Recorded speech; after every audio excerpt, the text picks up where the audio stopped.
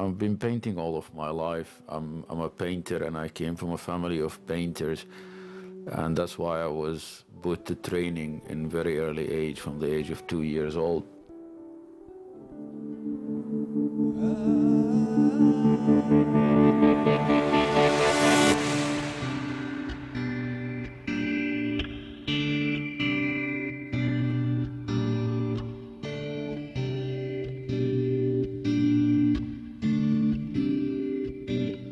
برا الحياة المتعبة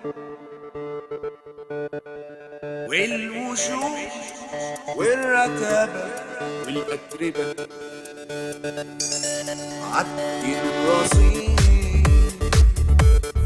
وبعد كام موجة بتشكي الخريف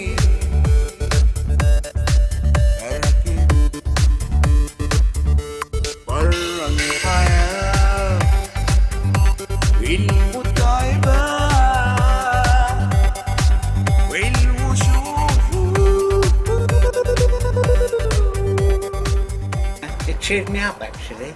I really felt happy just looking at it. And I thought, what a good idea. I mean, it just distracts you from the rest of the building. You're focused on that bit and it cheers you up. It's soul warming. And I think it's not like normal art that you can just, like a picture, like a view, you can just look at it and see what it is. It's something you can watch it for hours and see something different every time you look at it. It's an ever-changing thing, you know, you have to make sense of it.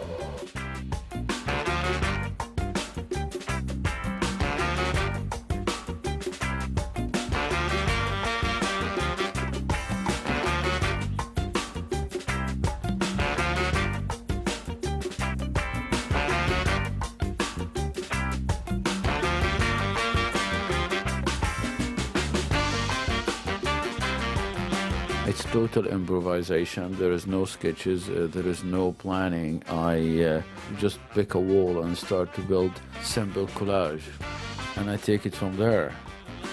So there isn't actually any ideas as much as there is a desire to create a sense of narrative.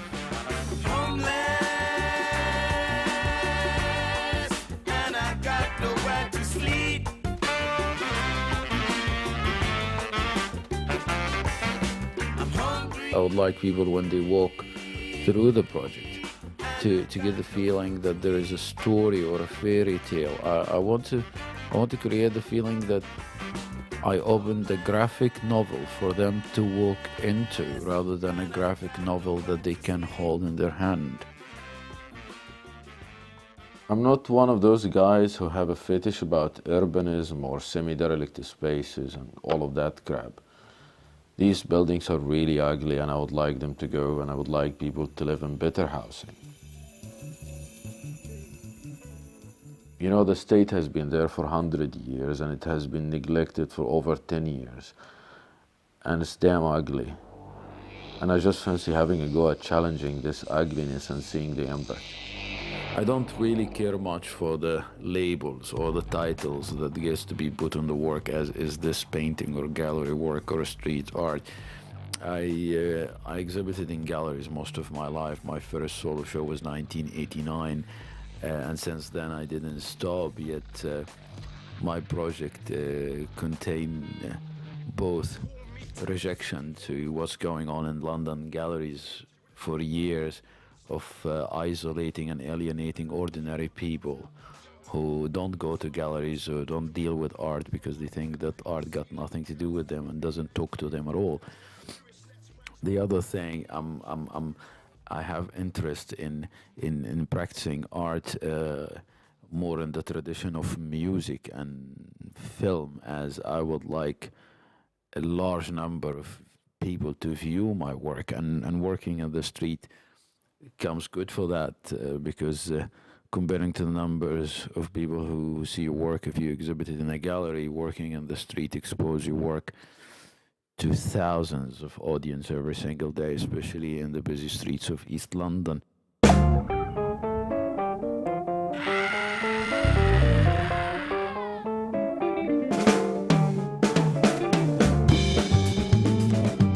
this old sort of half-lived in. I mean, you can't tell half the time if the building is actually derelict or if there are still people living. It's very difficult to sort of tell. But when I mean, it's a neat sort of way of dealing with the space.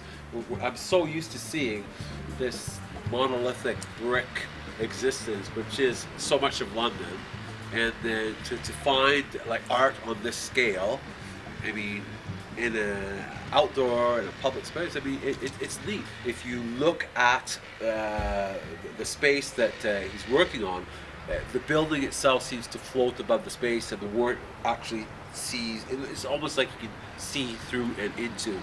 And I just had the experience when I was coming here of seeing another piece for the first time, and it was just like the building floats above the work, and you tend to ignore what's above and look through into the work. It's kind of neat. And I guess it's technique. He said that that's part of what he was going for, was a three-dimensional effect, and boy, it really does work. Art has been taken hostage among dealers and curators and academics and buyers, and I'm trying to get art out of this kind of prison and do some kind of artwork that regard people in the street, ordinary man and woman. And it's often I get this reaction from ordinary man and woman, like one of the enthusiastic neighbors said to me, "You shouldn't be here, you should be selling your stuff for big money in Cork Street." So it's like trying to cook good food for people who don't have access to good food, and then they tell you, "Oh, why are you feeding us that? Why don't you go and sell it to the rich people who already have good food?" It has an atmosphere about it, and I think it's really important for the area. You know, I mean, I'm not familiar with this area anyway, but I haven't seen any other kind of artist-led spaces certainly around here. Maybe I'm wrong, I don't know. But so I think it's really good for the community. It's also very interesting as well because as far as I understand, this place is condemned. There's a limited lifetime, you know, to it. So it's I think that's always really good. It's good in a sense anyway, because one has to really work and, you know, produce a body of work because you know it's going to go soon. So it's a transient moment, isn't it? But that increases the intensity, I think. You know, so it's good. It's really good for the community. People cannot contemplate that I'm doing this without money and out of my own pocket. They think that I'm either rich or crazy. As an artist, I'm not running for election, and I'm not planning to run the country, and I'm not planning to change the world. Welcome to the journey of a psychedelic poet. Catch him on the bus, just vibing in the moment. His mind too open, he ain't climbing where the rope is. Time is of the chosen, so it's time I went and froze it in. Lining with the homies when I'm grinding on the coping. The beats in my headphones defining how I'm rolling. Shining like a diamond in the rising of the broken. Yeah, my rhyming pad is loaded. For a while I saw the pros and cons of doing or not doing something like this, and very quickly I recognized that it's better for me and for my work and for my life to do it. That's all. Why this neighborhood? Because this is the neighborhood I live in, this is the neighborhood I happen to encounter, you know. It's not anything for or against the state or the location of the state or the neighborhood. If I had the same chance in Chelsea or Wimbledon, I would have done it. If I had the same chance in Monaco, I would have done it. You know, I don't have any views about sites or types of buildings. I'm a painter, muralist, always seeking surface to paint on, i.e. walls, and always seeking audience. And I have to say that the kind of audience I get here, walking in Hackney Street, I think that for me they are by far much more interesting than the kind of crowd I would get in a middle-class suburbia. So I think I'm happy to have done this project here with it. How trendy here, it's not important for me at all. But the interesting bit, that this part of London is really cosmopolitan. And this part of England. London is, in general, more cosmopolitan than the rest of England, by far. But this is one of the hotspots where the action is happening. So the good thing about living here, that you're really citizen of planet Earth. And you're originally from Egypt. Egypt, Alexandria, Egypt. Yeah. And how does that influence your work? Has it influenced your work, your upbringing, would you say?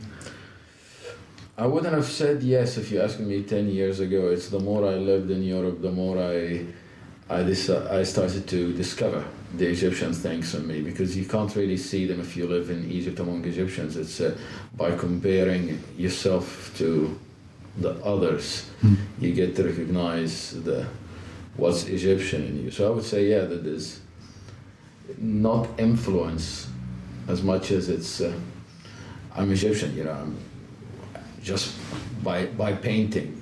I make Egyptian art, so it's not influenced by Egyptian art as much as I am Egyptian art in the modern sense. There's no such a thing as getting away from your Egyptian side.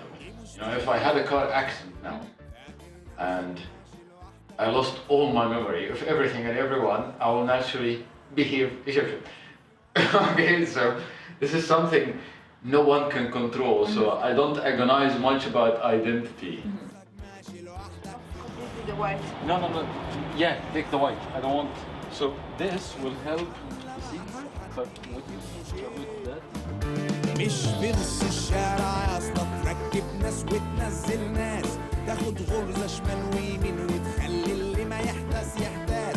مش في نص الشارع يا اسطى تركب ناس وتنزل ناس، تاخد غرزة شمال ويمين وتخلي اللي ما يحتاس يحتاس.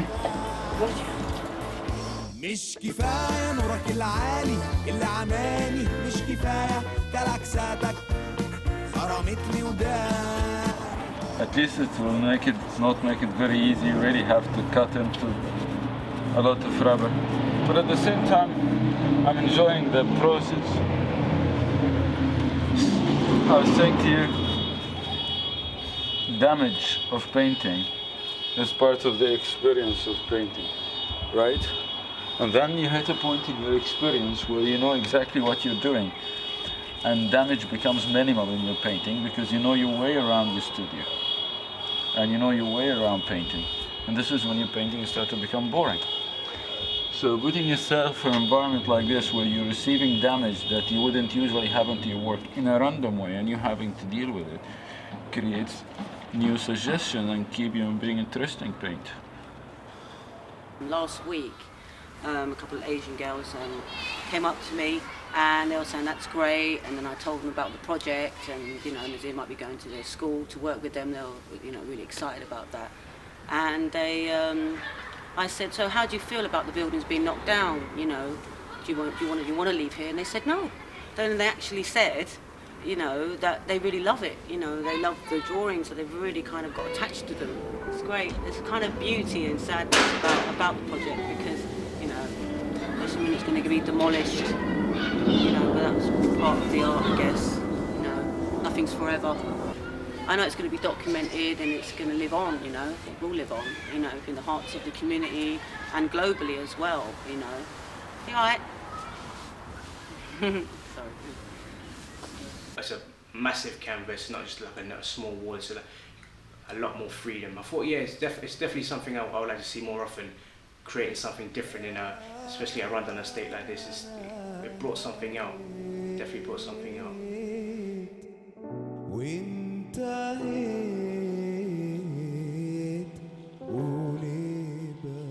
None of us knew that we're gonna have the rainiest year on record, the rainiest summer in England on record. How could we have predicted that? We wouldn't have planned the project in the first place if we knew that we're gonna have floods all the summer. I know how to make a permanent mural. I know how to make a mural that stays on the wall for 20 years and more. But I didn't intend to make permanent murals. I didn't set up to do so. The choice of doing it on paper wasn't just for budget reasons. Budget is one of the things that I chose paper for. If I have to do all of these paintings directly on the buildings, all the hours I spent in the studio, I had to spend them outdoors, on the street. But I have to say, this slowdown because of the weather is good for the project. Allow me to walk around the state and look at this, you know? Slowed me down. I needed it, you know?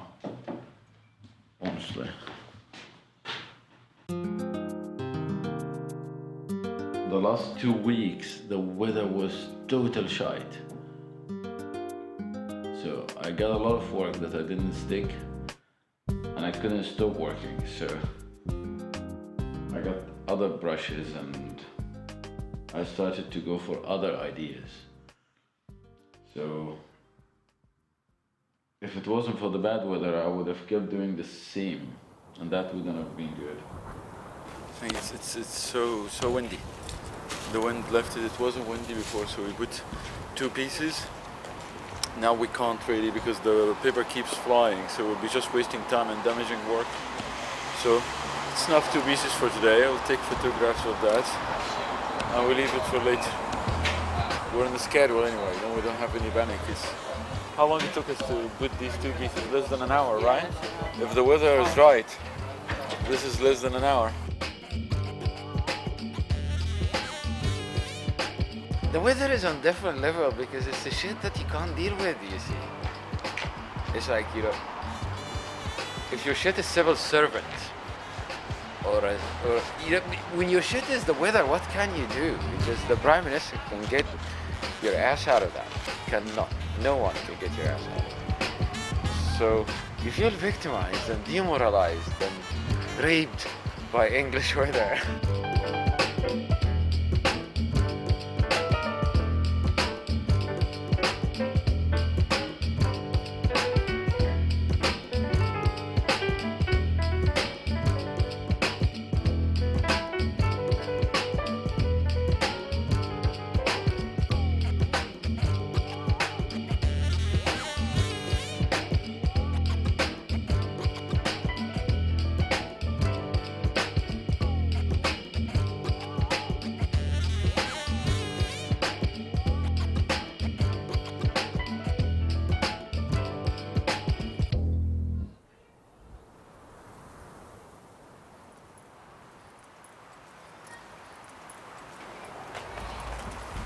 Okay, I need to take these people's permission to stick something here.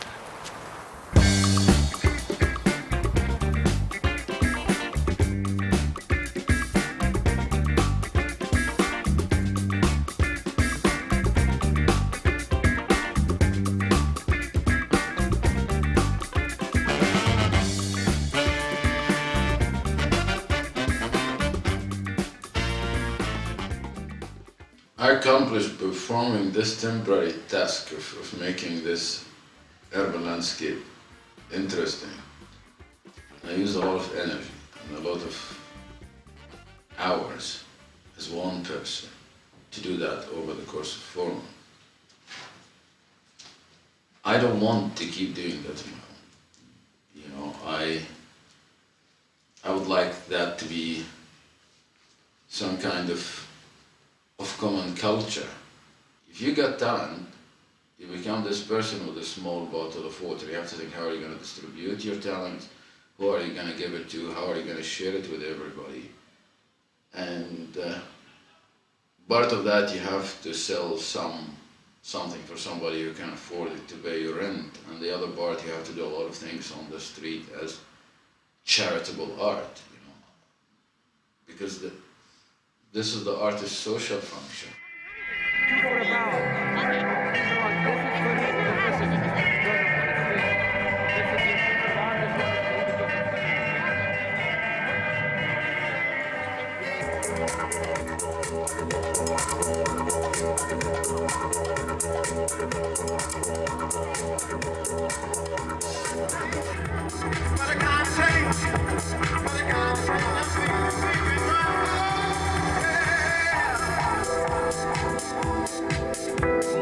Everybody's starting to move. Everybody's starting to move.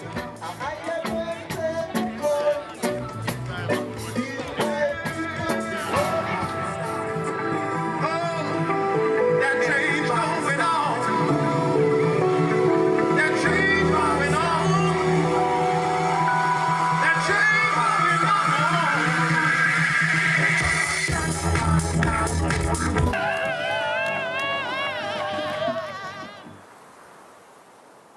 I don't want to go into telling my life story, but what I'm doing now is very difficult and very far compared to where I started and when and from which parts of the planet.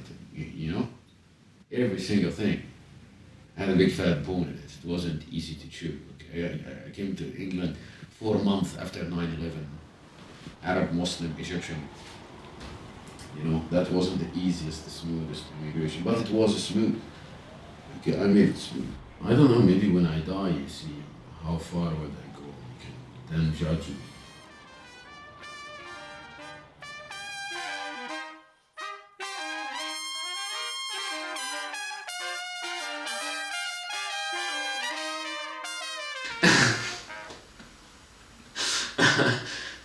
First we take Manhattan, then we take Berlin. That's another solution. Okay.